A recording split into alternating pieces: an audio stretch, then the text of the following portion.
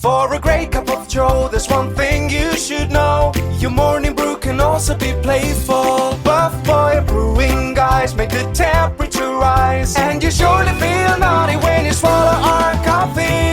If you want some real heat, give your mouth a fine treat. You will want some more, rest assured. Buff Boy Brewing, you can't get enough of. It's time for The Scribble, your weekly fix of celebrity chats, bizarre stories in the news, and basic random chatter with best-selling author and syndicated radio host Jeremy Bradley. Make sure your seat is in the upright and locked position and your barf bag is securely in place. Here's Jeremy Bradley. Thank you very much, Larson. Jeremy Bradley here. This is The Scribble. We're talking expiration dates and hometown pride. It's coming up on The Scribble, and it starts right after this. Isn't it crazy that you wait for payday, but before you know it, you're strapped for cash again? It's time to stop blowing your money and become a smart spender with the book, The Official Guide to Being an American Cheapskate at cheapskatebook.com. Learn simple ways to cut costs at home every day and during special times of the year. Don't go broke at Christmas. Don't remortgage the house for a fancy vacation. The book is filled with tips to save you money throughout the year. Check out the best-selling book, The Official Guide to Being an American Cheapskate at cheapskatebook.com or on Amazon and iTunes. Jeremy Bradley here, back on The Scribble. Do you ever get a craving for something, and then you get distracted by something else, and then that craving goes... I'm not even setting up the story correctly. All right, let me just set the case. So you're sitting on the couch, or, you're watching TV, watching a movie, whatever it is, and, maybe your stomach grumbles, or, whatever happens, and you go to the kitchen, so you go to the fridge or the cupboard or whatever it is. Maybe you've got that box of cookies or the bag of chips or the ice cream in the freezer. So that's what you're going there for. You're going for that ice cream. You're going for that bag of chips. Then you open the door, and then you see something else, and you instantly change your mind. And you just, I'm not going to have those chips. I'm going to have the such and such instead. And I find that happens quite a bit with me now. We don't have much junk food in our house. I always have to preface this by saying my husband is he's a bodybuilder, fitness model. I was going to say gym rat. I don't know that you're allowed to say that term anymore. Send me an email. I'm sure I'm not allowed to. And so I don't have a sweet tooth. He doesn't really, but the odd time you might get the, the bag of Skittles or the little mini Kit Kat bars, or one thing that I like is this garlic and herb cracker. I don't even know where we get it from. I don't remember now, but it's really good when you dip it, when you have onion dip with it as well. So, herb, garlic, and onion, right? That's a really good combination. Your breath is, but if you're both having it, it doesn't really matter, right? And so anyway, I will go to the cupboard and go, okay, I'm going to get some of these garlic crackers.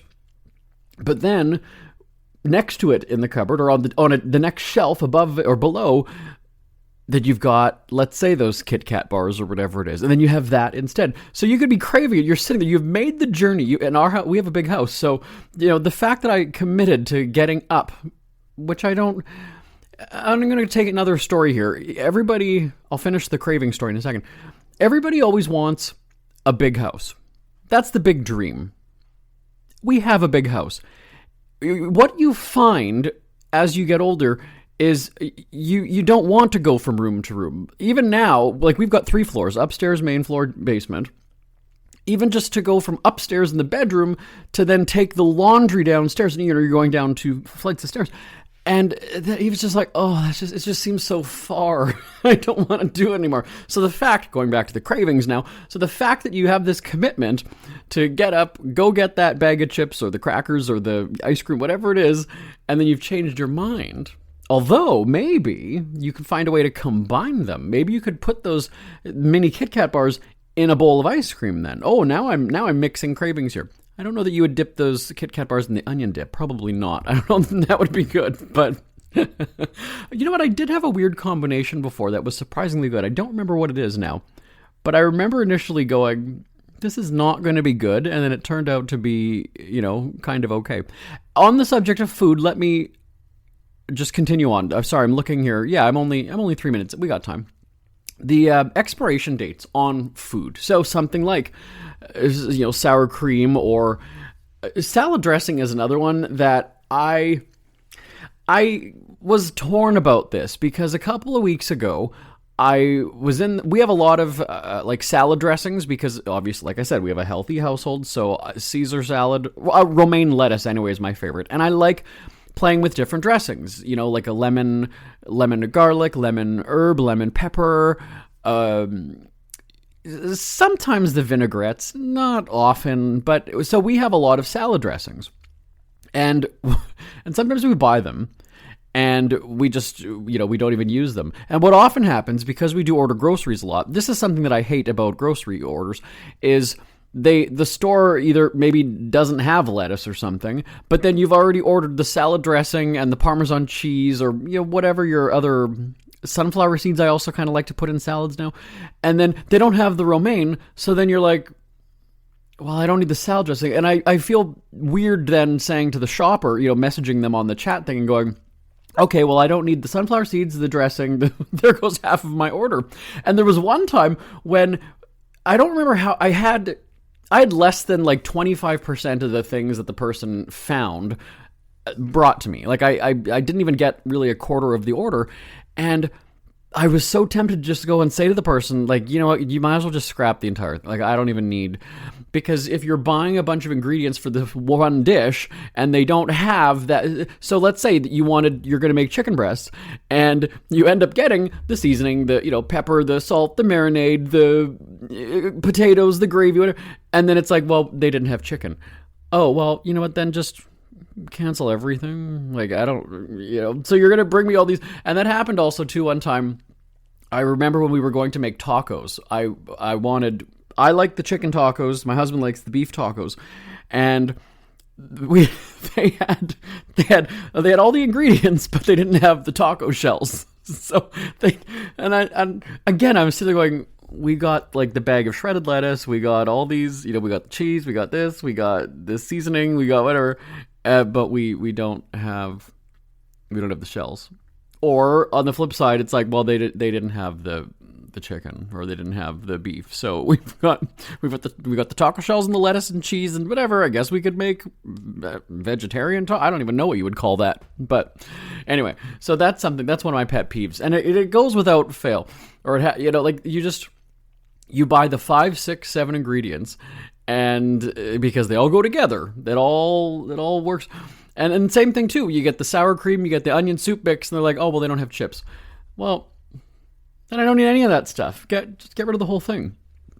And of course, they would never suggest that. You'd think that if they know their groceries, they might go and say, well, did you want this? Because then you're canceling items, and then your bill is less, and you're not going to tip them as much. And then one of the other things that I hate is when I see them shopping in real time, and they go and suggest something else. And this truly just happened yesterday. I'm not even kidding.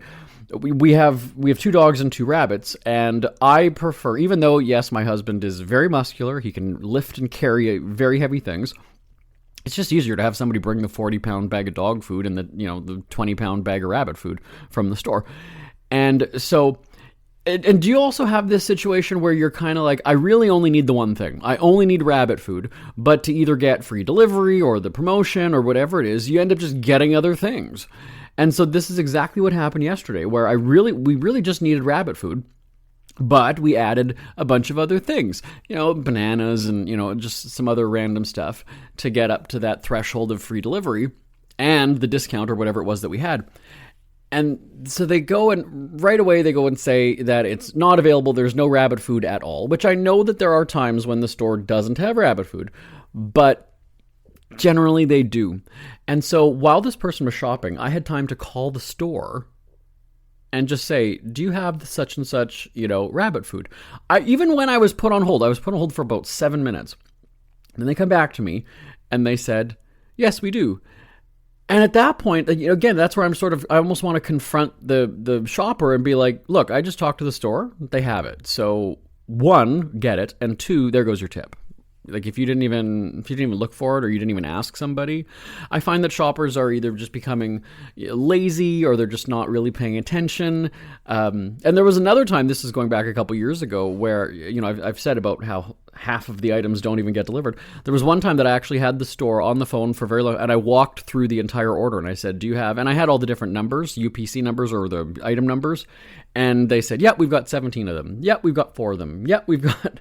And I was like, what the hell? Why I did this? And then there was another instance where, let me use the example of like cookies or the garlic crackers or something, where like the items, it was cookies, but it wasn't even like chocolate chip. It wasn't, and I'm not even talking about it wasn't the right size, or it wasn't even the right, let's say it's Chips Ahoy. I don't know any of the chewy chip, like they've got the different names for their cookies. Let's say that's what I had on my list, and then I get some like no-name ginger snap or no-name raisin cookies, and I'm like, that's not even close to what.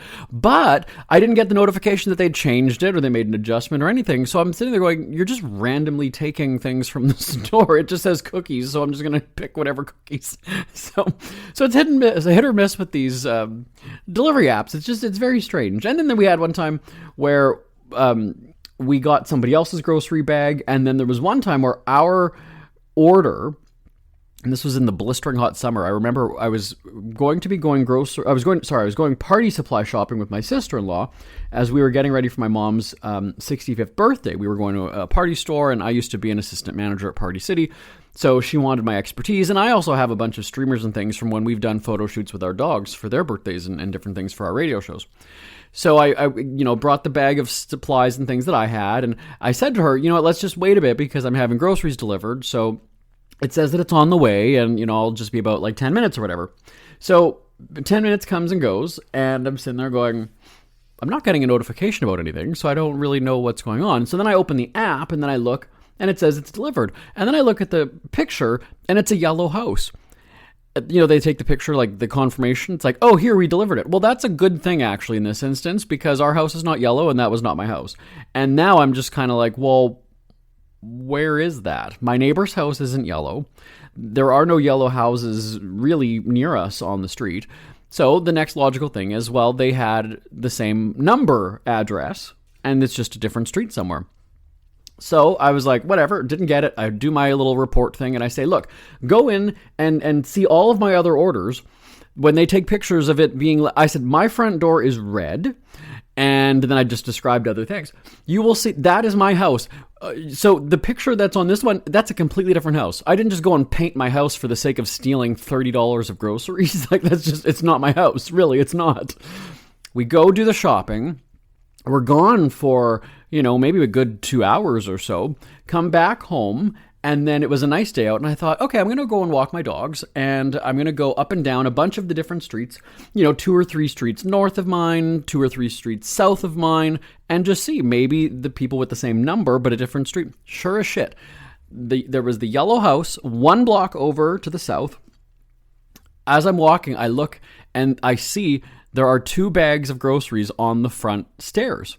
Like I said, this is summer. It's sweltering. I had cheese. I had some frozen chicken, frozen some kind of frozen thing, and a romaine lettuce, and some other refrigerated items. And the coincidental timing, perfect timing. We're just coming up to 2 houses before, and I see a woman get out of a car and go to that house. And she goes to the front door. Well, she was a friend of somebody, so she wasn't somebody who actually lived there. And as she is then leaving, I said, oh, do you know the people that live there? And she's like, yeah. I said, those are actually my groceries. And she's like, okay. So I said, could you get their attention? Like, could you have them come out? So she goes back up to the front door. I had my dog, so I didn't want to, go right up to the door. And so the person comes out. I said, hey, look. And so I show my phone. I'm like, that's my grocery order. Like, I've got the picture of your house that they sent me. Like, is it cool? Like, can I have those? Even though they'd already refunded it and everything. So she's like, yeah, okay, fine, go ahead. And Yeah, I mean, the cheese was pretty... You hold up that brick of cheese and it would just flop down like it had melted. But the good thing was that the romaine lettuce was in amongst the frozen things. So the frozen things were thrown out, but the actual refrigerated items were still good because they were sort of, compressed or surrounded by the frozen stuff. So the romaine lettuce and, a couple other things were still good. But yeah, I mean, it's hit or miss on that. Now, let me just actually restart what I was going to be talking about. I was going to be talking about expiration dates and best before dates because I mentioned the salad dressing thing. That's where I was going. And then I got a 10-minute rant about food delivery. Best before dates, we know that it's sort of just a guideline. It's just sort of almost a guess in some instances. And a couple days ago, I had an unopened bottle of salad dressing. And so I didn't go on the internet, but I just texted a bunch of people who are kind of foodies, and I was like, the best before date was like a year ago, and it's not open. I can understand if you go and open it and it's all crusty and there's mold, as on the cap or whatever. Okay, you're not going to have that. But I said, this is brand new. So people said, well, it's probably not bad, but I wouldn't eat it, kind of a thing. And I was like, all right, fine. And so I opened it, and it didn't smell. And I shook it, by the way, too, as you would normally. And then I cut the seal on it, and then I opened it, and I just stuck one finger in, and I tasted it, and I said, I don't think it's bad. I mean, would a salad dressing smell bad? Like, what would be the indication that it's not good? So I ended up using it on the salad, and I thought, this is great. The best before was like a year ago, and we're still okay on this. And I was so then I started thinking about other things.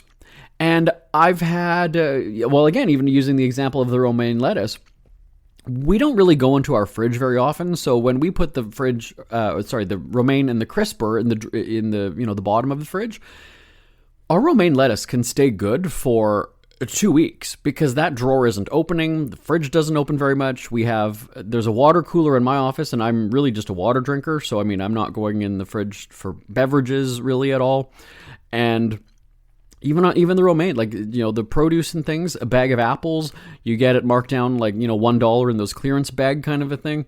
And yeah, our stuff lasts for a really long time. So the expiration date, my mom is one of the people who is like, oh, I would never. Oh, no. And then I'm the king of getting like 50% off produce or groceries and being like, all right, I'll just throw it in the freezer and then have it later. Not a big deal. I don't really care. Now, you're going to be a little bit more cautious when it's, meat that's a bit fuzzy on the corner or green or something. Fine, I get that. But, there's obviously no science to it when it just says, okay, well, your chicken is best before the 24th and it's the 22nd today and it's the 23rd. And then, because I think, especially with my mom, I mean, there was that fear put in me going, okay, on the 25th, it's going to be rancid. I'm going to get sick. I'm going to be, and then it's like, well, it's the 26th and it still hasn't been opened. And then you do open it and it's not smelly or not bad. So I don't know. But what do you think about expiration dates? Are you one of those people who it's like, today's the 24th, this is the last day, I'm throwing it out after the 24th, or do you keep it? Does it have to have that smell? Does it have to have that discoloration? What's your limit? Does it depend on what it is? Like I said, a salad dressing, I mean, there's so many preservatives or whatever it is in that. I mean, that could stay for a long time.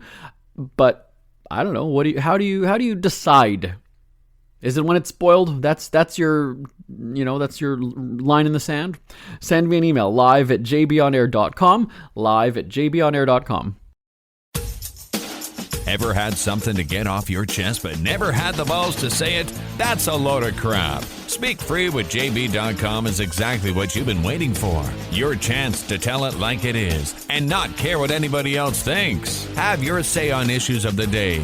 Join newspaper and radio columnist Jeremy Bradley as he tells it like it is. Hundreds of thousands of people have stopped by, including some well-known celebrities who have had a chat with JB and speak candidly about what's really going on in the world. You can join them too. Have a rant or a rave. Be brave and head on over to www.speakfreewithjb.com now. It's never too early to start thinking about your next holiday. Have you checked out Mexico recently? From tequila tasting, swimming with horses, to ziplining through the jungle and watching whales and dolphins in their natural habitat, Puerto Vallarta has it all. Visit mexico.jbonair.com to see all the fun PV has to offer. That's at mexico.jbonair.com for hundreds of photos, interviews, and videos from around the tourist hotspot. Check out mexico.jbonair.com for all the fun. That's mexico.jbonair.com. Jeremy Bradley here, back on the Scribble. A lot of people have this affection for their hometown, especially when it comes to sports teams, right? I mean, I'm from Winnipeg, Manitoba, so naturally everybody just assumes that I love the Winnipeg Jets, and I'm all about the city. And truth be told, no, I'm really not. And I think as a kid, you're kind of proud about it, where you're from, and you represent, when you travel and you go somewhere, when you're in Mexico and all of a sudden you run into another Manitoban and you're like, hey, Winnipeg, yeah, us too. There's that sort of camaraderie or bond. But at the end of the day, as you get older, do you love your city that much that you're just shouting to the world about it? Well, if you do Google Winnipeg crime, Winnipeg downtown, you don't get a very good picture of the city. Now, naturally, the tourism boards will talk about the culture and the thrive, the heart of the city, and the blah blah blah. Just really, you could almost go. It's applicable to any city. You just change the name. It's all going to be the same thing. It's all going to be about the great restaurants we have here and the cost of living and that's really. And I think maybe I've caught on to that because for our syndicated radio shows, we traveled. Well, we traveled 3 times. We did spring break, summer, and Christmas. We did travel shows 3 times a year, and there was kind of a. I don't want to say that it was cookie cutter, but they were kind of standard things. You had your children's museum, you had your zoo, you had your spa, you had the fancy steakhouse, you had, some kind of a museum. It's very, very standard when it comes to tourism stuff. And with Winnipeg, it's kind of funny because you see the commercials or you see the ads for it in other places, and then you're just like, yeah, no. And we did on the radio show have, we did a contest really where we had a guy from Nanaimo, British Columbia, and he had won a trip to Winnipeg. And so we had partnered with the tourism board and we said, okay, we're going to, this guy's going to come, we'll fly the guy in, he'll experience the city, we'll go again to the steakhouse, to the fancy hotel, to the museum, to the zoo. Now that I'm telling the story, I'm like, that's exactly what we did for this guy. I'm thinking of the activities that I would do in the cities when I would be taping our shows in other places. And so anyway, we had the guy come and we're just going through downtown for the first time. He had just landed. We had just gone to the airport. We were driving through. We were going to his hotel, which was downtown. And there's a guy pissing on a building. And that's almost sort of embarrassing when you're bringing somebody to experience the city. This is it's a prize. It's a great trip. And on your right, you will see the drunk person urinating on the bank tower building. And I just remember going, oh my God, this is horrible. I can't believe this is the first thing this guy is seeing as we get downtown. Now, the reality of Winnipeg's downtown, because this is where locals, you pretend that it's something that it's not when it's a guest, a visitor, and a tourism board is paying for it, so there's that element of it too. And we're creating content for the radio show, so it's like, well, I'm not going to go and say Winnipeg's a shithole city, but Winnipeg's a shithole city. So we get downtown, and I was kind of like, oh, this is really awkward. And even somebody who was, he was only in the city for about, I don't even know. I don't remember. It was during the week because it ended up just being really cheaper for everybody. So probably like a Tuesday to Friday kind of a thing. And even after the first day, he was like, yeah, I didn't really feel safe downtown, kind of just walking by myself. And that's got to be the worst thing you can have for a tourist who not only is here he's staying at the fancy hotel, but then you veer off course, down a different street. And you feel like you're going to get stabbed by these like zombies that are kind of just walking around downtown. And so, and again, people who live in Winnipeg just kind of know it. Like that's just sort of the reputation the city has. And I think because if you have lived there, you grow up there or you work downtown or whatever it is, you just know. But I think maybe you also take it for granted because you kind of just avoid it. Like I have no reason to go downtown, so I really don't. And when I do have to go downtown, it's quick. It's to go do what I got to do and then get out of there. I'm not hanging out downtown. And this isn't just me editorializing. Like I said, if you Google Winnipeg downtown or Winnipeg whatever, you're going to see these exact same stories. I had to go to the major sporting events have their arenas and stadiums and things downtown. So I was going to a baseball game one time. I was a media guest. And so I said to my husband, and by the way, he also is, he's Brazilian and he knows is it jiu-jitsu or whatever the Brazilian martial arts is. And so he's like I said, a big guy, he's tough. He has, punched a guy in the face before. And even he said to me, like, I don't feel safe downtown. And then we had to go another time where we had to pick up something from, I don't know if we were getting a cake or we were getting... I don't remember what it was, but it was a Saturday. It was a Saturday in the summer, and like 5:00. I'm not talking that we're going downtown midnight or whatever. It's still light out. It was a warm summer evening, and it was like a ghost town. It was a ghost town. There's 3 sort of malls-ish, or mall with an asterisk where it's not a mall, traditional, and you walk through them. Half of them have vacancy to like 90% vacancy, and there's barely any stores. The ones that are in there aren't even open after like 6 p.m. on a Saturday. So you're walking through a closed mall at 6 o'clock on a Saturday in the summer. And then you go to another city, Toronto, Vancouver, anywhere else, and downtown is thriving. It's pumping at 10 o'clock, 11 o'clock, midnight. People are fleeing downtown Winnipeg as soon as it gets dark. Oh, and I go to a spa. I go for massages in in the fancy hotel downtown.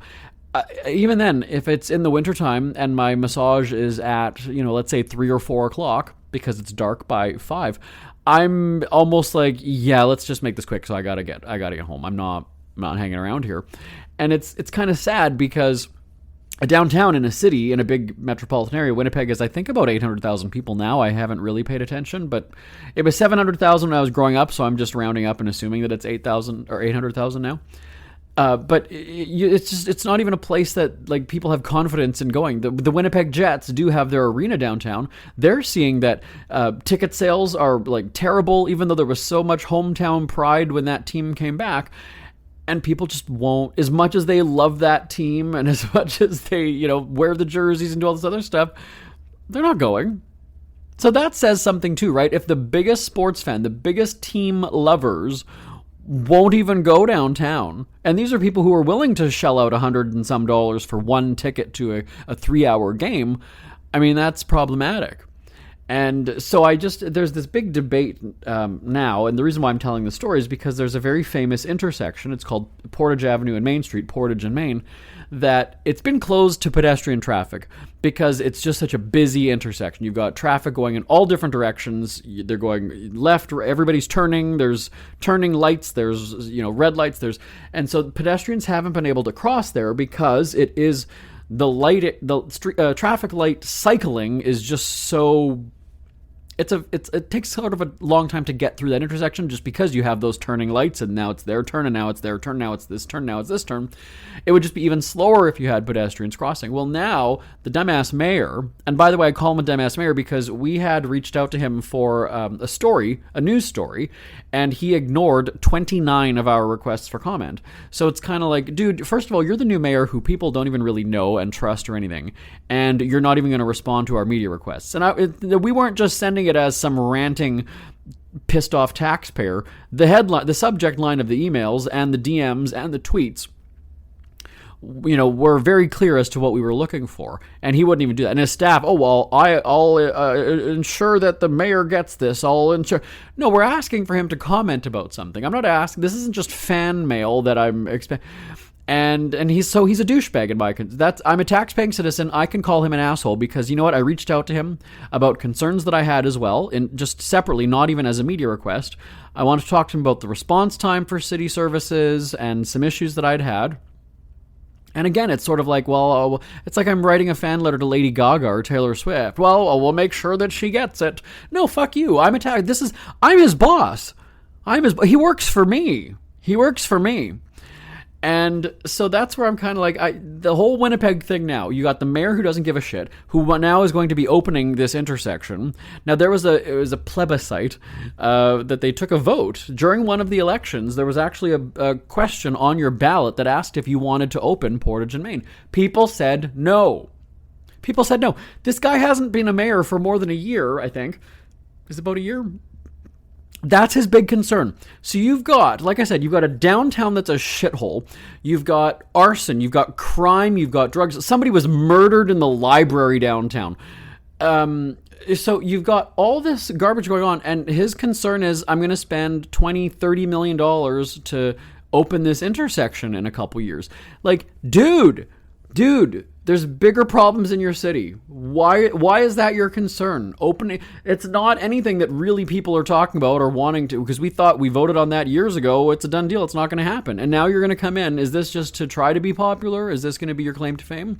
I even tweeted when he made the announcement. I said, tell us you want to be a one-term mayor without telling us. That's the new thing, right? Tell us you're such and such without saying it. And people were agreeing with, like, yeah, this is an idiot. He's a loser. He's an asshole. He doesn't get it. He's not tuned into what the people of the city want. And this is where you'll hear this with American politics all the time. Vote the fucker out. Vote him out. He's an asshole. He's not listening to you. He's not getting back to you. He works for you. What the fuck is he doing? What is he doing? Get rid of him. Vote him out. And if he thinks that that's his way to popularity, it's not that you have to impress. You can have a 30% approval rating, and if you're only focused on those 30 people, no, you should be focused on convincing, transitioning those 70% people into liking you, because. Really. The other mayor that we had before, and if you've listened to me on the radio show, and I think we actually did a special podcast, when one of my dogs died years ago, I adopted the dog from the city pound, basically, and so we were doing a special broadcast. That mayor at that time, he even called in and was, talking about the dog and his dog and animal services and all this other stuff. And I thought, this is a really great mayor. He was on the radio with me, I don't know how many times. I do Dreams Take Flight with Air Canada. I do the charity thing where we go to Disney World for a day. And the mayor had come twice, I think, actually. He was our mayor for about 8 years, I think, or 10 maybe. And he came, and it was just great. He, knows me by name. Hey, Jeremy, how's it going? Yeah. Oh, are we going to do an interview? Yeah, sure, if you'd like. Sure, of course, Mr. Mayor. And he would always say, call me Brian. His name is Brian Bowman. Always say, call me Brian. It's not Mr. Mayor. It's not Mr. Bowman. Call me Brian. And that was great. And then when my husband came to Winnipeg, back, now, like I said, we're going back years and years now, I had just said, hey, you know what, can I get a welcome letter from you for him? Can you just do like a welcome, Charles? I can even just tell you sort of like the talking point, what to write in it. And sure enough, it was couriered to my house the next day. So that was a great mayor. For me, because he was approachable, he had time for me. Every time that I wanted to talk to him, whether it was for the radio, whether it was for whatever, either he would call me, I would call him, and that's his job. It's his job. You work for me. Tell me if you have that affinity, your affection. Do you have that loyalty to your hometown? Send me an email, live@jbonair.com. Who are the Kardashians feuding with now? What did that little thug Justin Bieber do this time? Who's getting hitched? And who's headed for Splitsville? Hear the latest celebrity news and gossip every day on Entertainment Wrap-Up. The good, the bad, the ugly, but mostly the ridiculously hilarious. It's all recapped in this daily segment at entertainmentwrapup.com. Have a laugh at the expense of the rich and famous when they take themselves way too seriously. It's 3 minutes of time-wasting fun at entertainmentwrapup.com. Check out Entertainment Wrap-Up at entertainmentwrapup.com. Brought to you by Speak Free Books. We hear you chirping. Get scribbling. Tweet up the Scribble at The Scribble Show. Join the discussion with Jeremy Bradley. It's all going down right now on Twitter at The Scribble Show and at thescribbleshow.com. Or out of time, my name is Jeremy Bradley. This is The Scribble. Feel free to give me a shout anytime. It's always awesome hearing from you. The email address is live@jbonair.com, live@jbonair.com. Talk to you same time, same place next week. Bye-bye for now. Want more Scribble? Check out thescribbleshow.com for past shows, celebrity interviews, cheapskate tips, and more. That's at thescribbleshow.com and on Twitter at The Scribble Show. The Scribble is a speak-free media presentation.